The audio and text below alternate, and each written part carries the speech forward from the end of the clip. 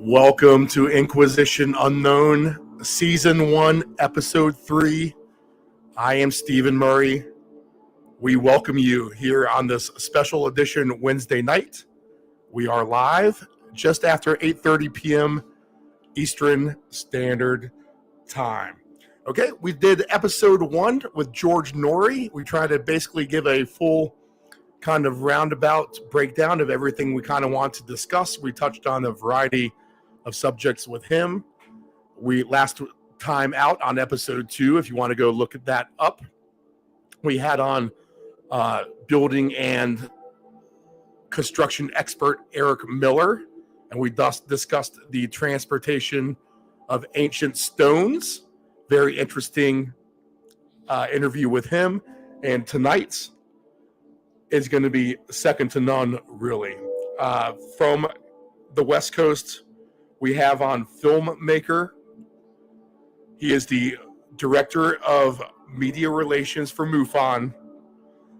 He has a documentary coming out, Accidental Truths. You can go to the website, accidentaltruths.com, to get more, but the documentary will air April the 18th. And I'm talking about none other than Mr. Ron James with MUFON. Ron, how are you doing, man? How's everything going? Doing great. Thanks for having me on. Oh, man, this is great for us and our audience. Okay, I want to talk about the documentary for sure. I want to get into all of that. Let's get a little bit of background here on MUFON and keep us up to date with maybe everything that you guys have going on now. I got a couple other random questions I want to ask you before we get to the documentary stuff. But why don't you go ahead and give the audience a feel what MUFON does, what's your mission, and what's the work that you guys are doing right now? Sure. So MUFON stands for the Mutual UFO Network, and it's the oldest and largest civilian organization studying the UFO phenomenon, and its charter is the scientific investigation of UFOs for the benefit of humanity. So we have a lot of different things that we do. We've got nearly 6,000 members worldwide. We deploy field investigators all over the world and investigate cases, and we have the largest database of UFO information of anybody. And you guys get what, anything from like 500 to 1,000? This is just actually people who will go to the website and actually submit reports, right? Which is pretty easy to do. If you see something crazy, you can go to the MUFON website and go ahead and submit what you see. But you get anywhere from what 500 to 1,000 submissions a month, and that's just from what people are submitting. I mean, how about all the things that people aren't submitting, right? Yeah, there's sightings happening all over the place. Although 95 to 98% of sightings we're able to actually find a verifiable explanation for, but it's those few that we cannot explain that are the ones that get our attention. Okay, great. And we had all the incidents recently, like in Montana and Alaska. Was that pretty much like a cut and dry scenario for you guys, or are there any lingering questions from that still? Talk about that. No, the balloon incidents really did create a lot of public commentary about the UFO phenomenon, but they're not really something that we consider to be, part of the mystery, so to speak. What's the craziest right now? If you're sitting back here right now, and I don't know. Actually, let's start with that. What's your background of getting into this? Like, what kind of triggered your interest since you were younger to get into this kind of field? Well, I've been in the media production business for a long time and making my own TV shows and stuff. And in about 2009, my company was hired to produce a live event, a UFO conference in Washington, D.C. Oh, interesting. And okay. It became very apparent to me that we're dealing with the biggest deception in the history of humankind as far as perpetrated on each other.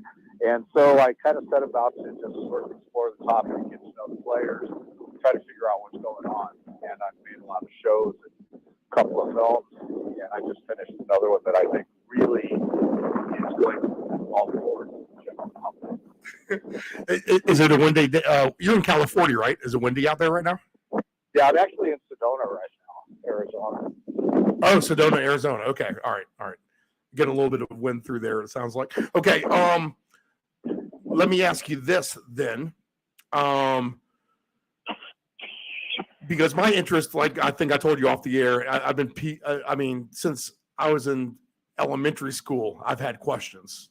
Growing up in high school, listening to the radio, coast to coast, staring at the sky, I've had millions of questions.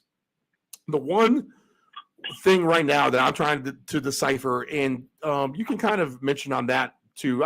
Actually, I'll transition to that in a second. But how many different extraterrestrial species do you think are visiting our planet at one time right now? Well, MUFON doesn't have an official stance on that. Okay. I could give you my opinion. Yeah. We're, as an organization, we're interested in what we can actually prove. Okay. And although there's plenty of anecdotal evidence for these kinds of things being real, there still hasn't been, a definitive scientific conclusion. Right. No one's pulled an alien in front of a judge and said, "Here you go. Here's one." Right? Yeah. But that being said, what's your opinion? There are people who have a pretty strong case that there's a variety of different species and even different types of life that are engaging with humanity. And personally, I think that that's probably the case.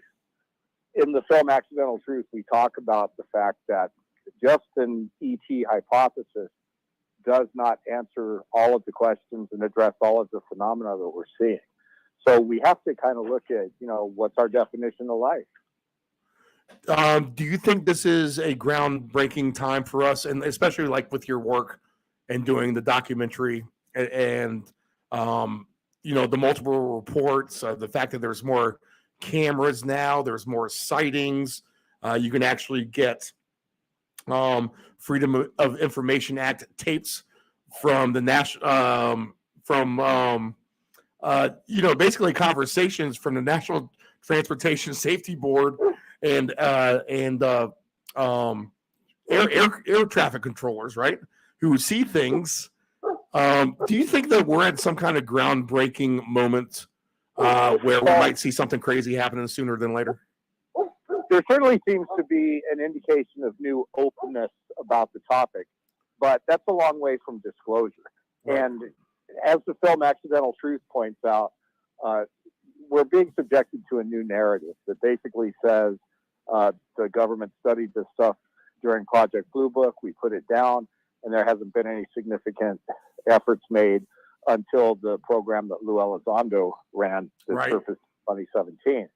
And Accidental Truth is a film that basically peels that away and proves that there was a lot of activity happening in relation to studying all of this between that time and before that time. And we even go a little step further and are able to unveil some of what was discovered and how the story we're being given now is basically revisionist history to kind of provide a lack of culpability to the people that have been perpetrating this deception. Okay, so timeline-wise, so the U.S. Navy, they go ahead and release videos of unidentified aerial vehicles, for the lack of a better term, right? Sure. And, they admit that they don't know what it is. Do you think, what's the motive of that on behalf of the Navy? Do you think that they're trying to really say that, or are they trying to maybe draw attention elsewhere? Is that maybe some kind of craft that they have developed? Well, there's certainly an argument for those things being man-made, but there's also an argument for them being of unknown origin. What you saw with those videos being released in 2017, which was actually of an incident that happened in 2004. Right. Was that, there was a group out of Bigelow Aerospace that was studying all this stuff, which evolved into what they call the ATIP program that Lou Ellis was forward with. uh, inside government, inside the military, there is a camp that wants to see more of this stuff disclosed. And, you know, as technology evolves and as private space entrepreneurship evolves, then you kind of find yourself in a situation where we're going to have to start talking about this and being more open about it, because somebody like Elon Musk is going to land on Mars and find a pyramid. Right. So, Yeah. so they, you know, they're going to have to bring people along, but they have to do it in a way that gives them cover for all of the lousy things that they've done over the past 100 years to cover this up. So you have a camp inside government and industry that wants to see this information come out, and you also have a camp that will keep it buried and hidden for another 500 years if they can get away with it. And so what we're seeing unfold is this inner battle manifesting in an outer distribution of limited information. Man, interesting. Okay. So next question for me. Okay. Sorry there. I'm losing my one real train of thought, Ron. I want to go so many different directions with you. I want to get to your documentary here in 1 second. Okay. That's the thing. We've seen so much out there. You know, all right. So obviously, you know, all right, I believe in UFOs. I believe in aliens. You know, the general conception is, all right, you're crazy. What are you talking about? You know, get out of here. But I think it's kind of the opposite now. There's been so much going on. There's obvious government cover-ups. I think this stuff seems just to be completely out there. And it's almost to the point where I look at people who don't believe it saying, hey, man, you're the crazy one. What are you not seeing? I mean, do you think like the things that are going on in our skies, the cover-ups, all the information we have about everything happening, do you think that's kind of more the narrative now where like, look, man, I mean, it's obvious something's happening?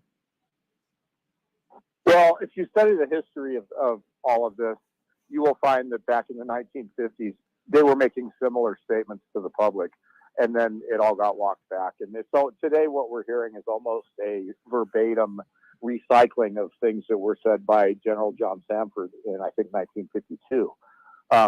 So it's a regurgitation of the same old stuff. But, you know, as far as the field having credibility, it's certainly that all of these revelations have helped that. And I think that we're dealing with a society now that generally most people understand that there's got to be some sort of life in outer space. Almost every scientist would agree with that. Right, yeah.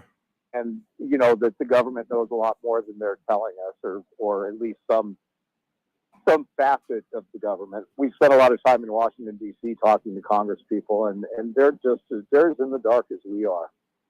Maybe a little bit less because of classified briefings, but they know that they're not being told the truth either, and presidents haven't been told the truth. So this thing goes very, very deep. But as far in answer to your question as to rather the field and the subject has gained credibility, absolutely. Almost everybody now is at least open to the subject that the stuff is real, and most people believe that there's definitely life in outer space, and the government knows a lot more than they're telling us. Okay, accidental truths. Let's talk about that a little bit more. And again, that's airing on April the 18th. All right, on several different streaming platforms. Yeah, so we get it on Hulu and obviously Amazon Prime and all of the main platforms out there that have these digital releases. It'll be everywhere. Okay, let's talk about the work that went into it first. How long did it take you from second one when you decided that you wanted to do this to the final production? How long did that take? And personally, what kind of roller coaster ride did that take you on? Oh boy, that's an interesting question. So the first interview that I shot, it was back in 2009. But I've been shooting interviews and making productions about the subject for a long time. But the actual production of this film started about a year and a half ago. It's close to 2 years now. When I realized that I had some very high-ranking officials saying things in my interviews that they didn't mean to say, and so that's why the film is called Accidental Truth. Because we kind of tripped up a few guys, right, and got to admit things that they didn't need to admit. Yeah, it's almost like I want to ask you the whole documentary, but I know we got to wait. We got to wait. Yeah, it's been a roller coaster. I mean, we're dealing with the Defense Intelligence Agency. We're poking them. We're dealing with high-ranking government officials, people that have power, and we're calling them on things in a polite way. We're not denigrating anybody or painting anybody as a villain. But at the end of the day, it becomes very, very clear that the truth comes from what is not being said just as much as it comes from what is being said. And when people see this film, it's been called some people have called it the greatest UFO documentary yet.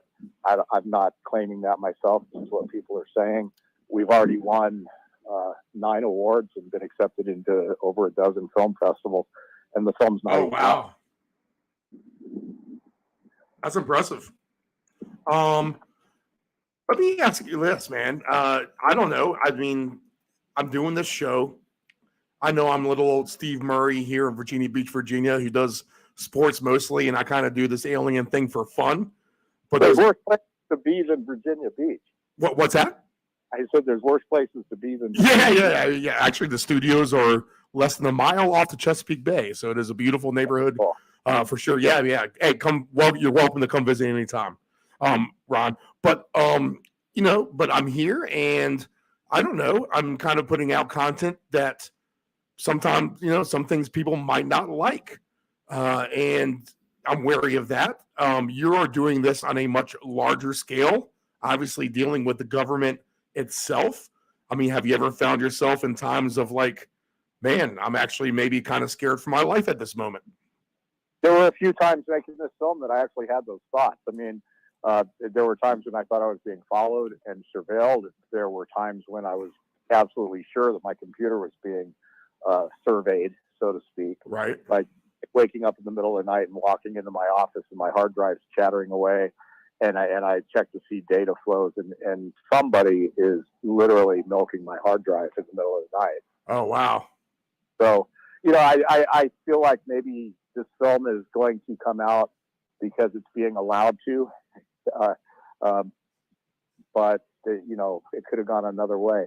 We've got a sitting Congressman, Tim Burchett, is in the film. Yep. Dr. Michio Kaku is there supplying scientific opinions on some very advanced technology. The ex-secretary of Undersecretary of Defense for Intelligence, Chris Mellon, is in the film. Lou Elizondo obviously is in it. Ralph Blumenthal, the guy that broke the New York Times Tic Tac story, is in it. Dr. Gary Nolan, who is on the record as having studied unusual materials, tells us a little bit more about that. So it's pretty much a who's who of the current landscape. Well, yeah. I saw the guest list, man. That is really impressive. Let's see what else can you tell me? Okay, so we talked about the post or the pre-production and your thoughts with all that. What do you hope to achieve now that the documentary is going to be released? What's your main objective or goal once this thing kind of gets out there mainstream? Well, these guys are out there still perpetrating a story that we call the new narrative, and it's a way of whitewashing the past and getting around all of the stuff that's been done that nobody's going to take accountability for. And what I think Accidental Truth does is these people have been out in the public going right up to a wall, and there's still a little bit of space left between the wall and where they're at with what they're willing to say. And Accidental Truth removes any remaining space. These guys have nowhere left to go. We lay out our case just like an attorney to a jury, and at the end of the film, people will clearly understand what the depth of the deception, what was discovered, what's been studied, and all of the different things related to the phenomenon. Okay, so there is a variation of different spacecraft or aerial vehicles, I guess, quote unquote, that people see. Right, everyone's there's the triangles, there's the disc, There's the plasma changing, kind of tweaking, kind of like pyramid looking things that are kind of changing shape or whatever. So there's a variety of different things here in the sky. What's your take on that overall? Do you think that's a concentration of maybe one prime alien has our interest? Do you think that's just all the different gangs of extraterrestrials as a whole? What's your take on all the different craft that we see personally? Well, the direction that things are going in right now is that all of this relates to consciousness and subjective reality. So the UFO phenomenon kind of starts with, well, maybe it's extraterrestrials. Right. But it doesn't end there. It goes into, well, we're learning that the nature of our reality, we have a consensus reality that we all live in and agree is pretty much consistent. Grass is green, sky is blue, Right. A mountain is over there. And that is what we collectively are perceiving. But we're also starting to understand that we have a certain amount of subjective ability with our perception of reality. And that is where this really seems to be landing more than anything else. You could have three people witness an object, and the fourth person won't see it at all. And then the three people who witnessed it might describe it completely different, or they might describe it completely the same. But what it's telling us is that our perception of reality, our understanding of space and time, and literally everything about what this place is and what we are, is about to be challenged through these new understandings. Okay. With the subject as a whole, pretend like, I don't know, let's kind of put it in this perspective of us in the universe as kind of like an inconceivable notion of how big this universe really is. Do you see that about the subject of extraterrestrials and everything that we're dealing with? Maybe use the body as an example. If all the knowledge known about everything that we're talking about is in proportion to the human body, do you think like you're barely scratching the surface yourself? Maybe just like a fingernails portion? Yeah, we have absolutely no clue. Yeah. How complex this is, right? Some people describe to things like simulation theory, where they're saying that the whole universe functions basically like a computer game would function. Right. And there's actually a growing consensus that that's probably true. Man, do you think we were seeded from extraterrestrials, humans? There seems to be a growing body of evidence that there was an artificial interference or guidance in the evolution of our race, and so again, I can't say that MUFON believes that, because we're only going to go on the record with things that we can prove. Right. But my personal belief is that there was probably some sort of non-human intelligence that's been engaging us from the beginning, for any variety of purposes. And you asked earlier about multiple species. There's a growing thought that there is some sort of galactic federation, for lack of a better word, that has different species with different agendas, and that when you have a planet like this, there's different versions of the outcomes that different species want to see happen. So there might be races out there that want to see humanity evolve past its challenges and become part of a galactic civilization. And there might be species out there that just see us as a giant petri dish or property or an experiment with little value on us or our civilization. And there could be several in between. So I don't think there's any one answer to the ET coalitions and their intentions for us. Oh man, it's such a broad subject. Yeah, exactly. My thoughts is like there's someone out there, some alien race out there, like, man, these guys are idiots. They want to blow themselves up. I mean, it's a pretty planet, yes, but we've been there hundreds of thousands of years. They can just go away if they're going to do all of this down here. It really is. I think that again, this is only my opinion, but I think that at some point we're given a right to self-determine. And if we can evolve past our incessant need to self-destruct and kill each other, then we will be welcomed with open arms into a galactic adventure of a lifetime. But if continue down this road of creating a negative outcome, then the cleanup crew comes and wipes what's left. And they may have done that before, even hundreds of thousands of years ago on this planet. Wow. Yeah, and think about Mars. Yeah. John. Yes. John Brandenburg has done some research, and nobody has been able to dispute it, that there's radioactive isotopes in the Martian atmosphere that only come from two places. One would be a supernova, and the other would be nuclear explosion. Right.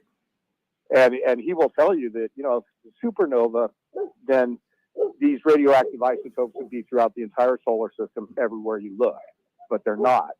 And so the only other explanation is that there were nuclear explosions on Mars. And, it could have happened billions of years ago. So, we have evidence of mass explosions in ancient years here on great scales. Yep. So yeah, the mystery is only deepening, and the best thing that's coming out of the current landscape is that people are open to at least acknowledging that this stuff is real. But it's one of those things. It's like, be careful what you wish for, because as the answers become more apparent, it's going to get more complicated, not more simple. Yeah. We're just scratching the surface at this point. I mean, seriously, that's the thing. We had musket balls shooting just over 100 years ago, right? I mean, we were still very infant in our stages of humanity, for sure. Let me ask you this: MUFON narratives that MUFON can support. MUFON, again, is the Mutual UFO Network. They are only interested, right, Ron, in proving things that have happened or disproving. But how about narratives that you guys support? To you, what's one of the craziest stories that you've heard, or that you can put some stock in and say, man, that this has actually happened? What's the craziest thing that's come across your desk? Well, we have the entire experiencer phenomenon, and this is people, that have been reporting these encounters with non-human beings, since all of recorded history. Right. And over time, MUFON has what we call the Experiencer Resource Team, which is a group of people, scientists and fellow experiencers, that serve that community with understanding and place where people can go and kind of tell their story without being ridiculed. We're finding more and more that there's scientific validity to this. It isn't people being crazy. In the film, we've interviewed Ralph Blumenthal, and he just wrote a book called The Believer. And it's all about the early psychological research into the experiencer phenomenon by John Mack, who I think was at Harvard as a psychologist. Uh-huh. And so what we're learning is that these weird things are happening. And how that actually works with reality and what it is that these people are experiencing, we still can't 100% put our finger on it, but it is happening. Legitimate, real, solid people that are not mentally ill are having experiences that they cannot explain with beings that they cannot identify. And this is really going on. Yeah, that's the thing. The grand scale of people, which, George Norrie said it on here himself. You have honest people who have no business, making up anything, right, are giving out these kind of reports. And it's just on the grand scale now. Has MUFON seen an uptick in reports? Well, as the whole phenomenon in general becomes wider, gains wider acceptance, more and more people are coming forward. Right. So yeah, our membership is way up, and people think that MUFON is it's about investigating UFOs, and that's the core of what MUFON is. But we also have a lot of reasons to join, even if you don't want to become a field investigator. We have local events, we have community for people, we have our yearly symposium, and we have all over the country and all over the world, we have community for people that care about the subject. So for the inexpensive price of joining, we have our own TV channel. You get a lot of cool stuff. Yeah. So yeah, if you're out there, people, go ahead and go to the MUFON website, and you can get on the MUFON TV and all of that. Do you feel like places like Virginia Beach that have a large military presence, do you see the correlated reports to where we see military more, or not really? Is it more spread out than that? Well, certainly anywhere you have concentrations of military aviation, you get more reports of objects because there's just more stuff in the sky. So that's pretty much true everywhere. And like, as another example, whenever SpaceX launches a Starlink satellite, the proverbial wires light up because people are seeing these things up in the sky. And we always know when a SpaceX launch happens, just to prepare for an onslaught of reports. Right. In fact, we had so we get Wallops Island out of the Chincoteague, Virginia. So we on the eastern shore, which is somewhat towards the border of Maryland and Delaware. So we'll get some rocket launches from there, and we can see them kind of going over the Atlantic Ocean. They'll give us the time frame, but we had one recently, and I don't know, but there's this one green light, which I feel like most of our aircraft don't have green lights, at least around here. I just don't see them from seeing the type of planes and helicopters and stuff. It was just sitting there in one spot in the sky. I'm like, I don't know. It's just sitting there. So yeah, that's just kind of weird. Let's see what else I might have for you. I don't know. What else can you tell me about accidental truths? Well, there's an interesting story. We when I first started the movie, I wanted to do a lot of original B-roll. I didn't want to just pull stock footage, and so I created a little animation company, and I started learning my way around Unreal Engine, which is a game engine that you can do animation in. Okay. And I hired some animators overseas, oddly enough, in Ukraine. In Ukraine, yeah, I read about that actually. Okay. So these guys were, they were working on the project when the war started, and there would be times when, one of the guys had to go off and be in his civil defense. We weren't sure he was ever going to make it back, and he did, thank goodness. And then the other guy, he would sometimes send me a shot, a finished video, or sometimes he would send me a video of a missile flying over his house, or sometimes he didn't have electricity at all. And these guys labored on through all of this to help me get the film done. And they never gave up, and they never stopped. And, it's just an amazing story of bravery all the way across the board. Oh, man, that is pretty cool. Yeah, that is cool. How are they doing in the Ukraine? I mean, everyone making it okay? Well, they're still alive. Both of them lost their computers when the power fluctuated because of the strikes. So one of the things that we're doing, if you go to the website and you buy any of the merchandise, some of the proceeds from that we're donating to these guys to try and help them get their computers back up and running. Yeah, and that's the one. That's actually a good example of why I think some of these extraterrestrials probably look down on us and like, man, look at these idiots. Because the Ukraine-Russian war was such a big thing for a minute, and now it's like you don't even know that it actually exists still, right? I mean, just kind of what's the next subject we can, bitch and moan about to each other, where we have, I don't know, maybe just no real conception of real life and the happenings that's really happening around the world, unless you see it firsthand. It's easy to turn a channel on the TV. It's easy not to read something if you don't want to. So maybe if there is a motive for extraterrestrials to get rid of us, the stupid humans, it's our short attention span to things that are happening. Any thoughts on that? Well, it's not going to be them that destroys this. It's going to be them that has to deal with the aftermath. What we're dealing with right now is just this collective insanity. I mean, we're a species that creates barbarian atrocities against each other. Right. We're destroying the planet. Integrity is all but gone in the way we deal with each other. Right. There is nothing redeeming that would make any species want to invite us into what is probably a loosely affiliated but at least peaceful collection of species. we're not gonna get invited to the party at the rate we're going. Yeah. We're just gonna go there and bitch about something. You know, they served us this. Yeah, it's pretty sad. Okay, all right, man. This is great, Ron. I appreciate you coming on. I don't know anything else you want to add real quick before we go ahead and get on out.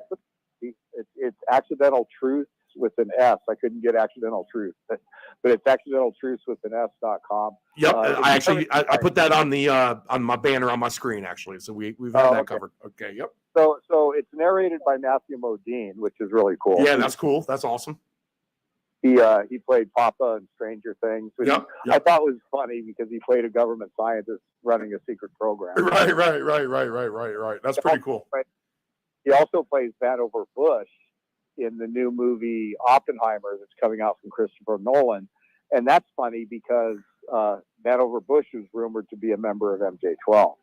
So it's just really funny that he found his way to my project.